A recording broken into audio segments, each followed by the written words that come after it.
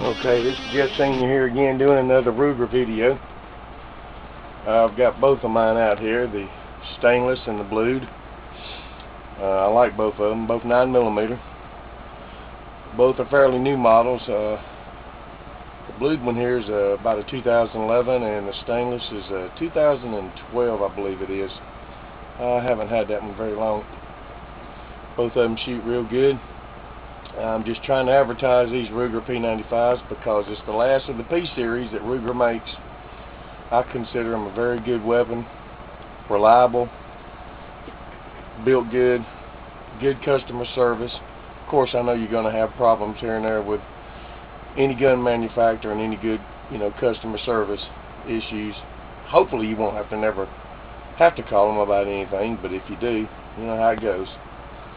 But these are fairly safe weapons. I carry mine. They're heavy, they're bulky. I have a pancake style holster I carry it in, and I do use suspenders to help keep the weight up. It's kind of aggravating in the summertime, which I very seldom carry it in the summertime, but in the wintertime it works out just fine. These guns have been safety checked, both of them. But mainly I just want to discuss why I think people should, if it's their first time weapon buyer and want to learn, these are a good weapon for choice. Value, good money, value, not very expensive. Of course, in today's market everything's getting high, but I don't consider them a cheap weapon like some other weapons out there, and I'm not going to mention names. I consider them well made. Go ahead. This one here both these models have the decocker safety on them. I don't think they make the decock only model no more. I could be wrong, but as you can see, the hammer's back. This one's ready to fire, and in case I had a round in the chamber and I didn't want to fire it, but I wanted to leave it in the ready mode, I could just drop the decocker down.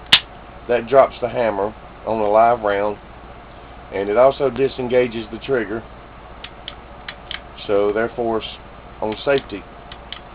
You can also, after you do that, flip it back up, and you've got a weapon that's ready for double action fire, and it's got a pretty good stiff trigger on the double action fire, but for a reason. It's like a revolver. A lot of people can't get used to that, but if you shoot revolvers, you won't have an issue with it.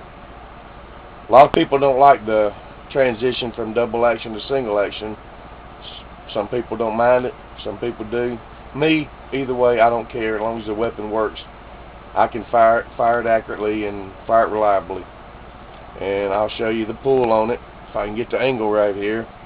It's a pretty good stiff pull, brings the hammer back, drops her down.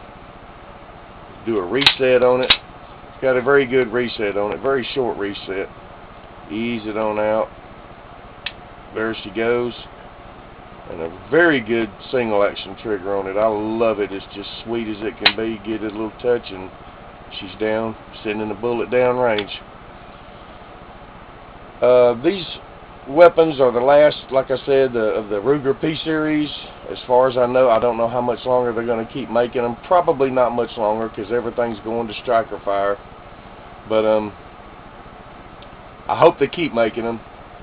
I think they're a good weapon, a great nightstand weapon. I have 2 of them. I plan on getting 1 or 2 more. I have them distributed throughout my home, ready for anything. And not that I'm paranoid or anything, but you never know in today's world. And I take it out and shoot it as frequently as I can, considering the situation with ammo now. But just showing you different angles here as I try to talk about it. Magazine release, slide release, slide lock, decocker safety.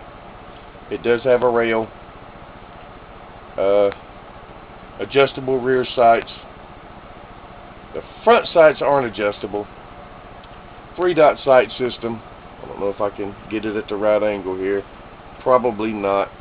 I got to get me a new camera. Oh, I'm working on that, so y'all have to bear with me. But anyway, it's a good weapon for the money.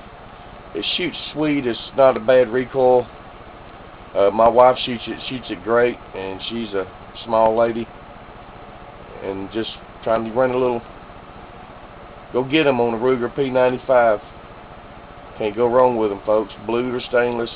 It's a lot easier to find the stainless than the blued. I actually bought the blue used, and I bought the stainless new.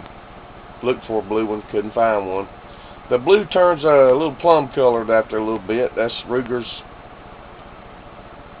process of bluing them. It's something to do. I've researched it. The metal and the bluing material they use doesn't affect the weapon any. It just turns it a little plum color there as it gets a little age on it. And a lot of people freak out on it, but it doesn't bother me none. The weapon still works fine. Goes in and out of a holster fine. No big deal. I've actually cleaned the barrel up some. When you get them, they're kind of a dull, flat out finish. I did a little bit of polishing to it, just to put a little shine to it, just for my personal preference. There again, this is Jeff Sr. doing a little tag out for Ruger P95, and again, they come with 15. Mine came with two 15-round mags, since I live in the great state of Georgia, and not in the commie state of California, California, however you want to say it.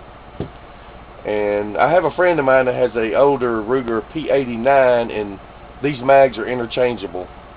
So if you got a P89 mag and can come across one and you get a Ruger, get it, it'll work.